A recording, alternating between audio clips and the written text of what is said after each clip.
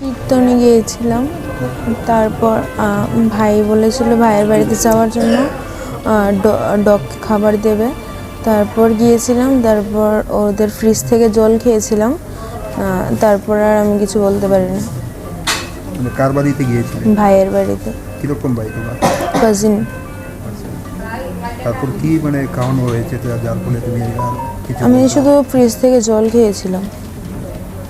যখন তোমার সেন্স মানে ফিরল তখন কি মানে তখন তো আমি জীবিত ছিলাম।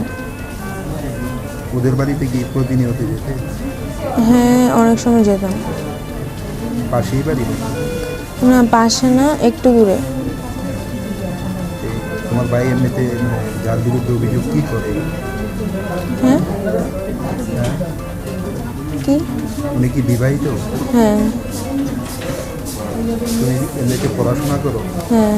কোন ক্লাসে? 10।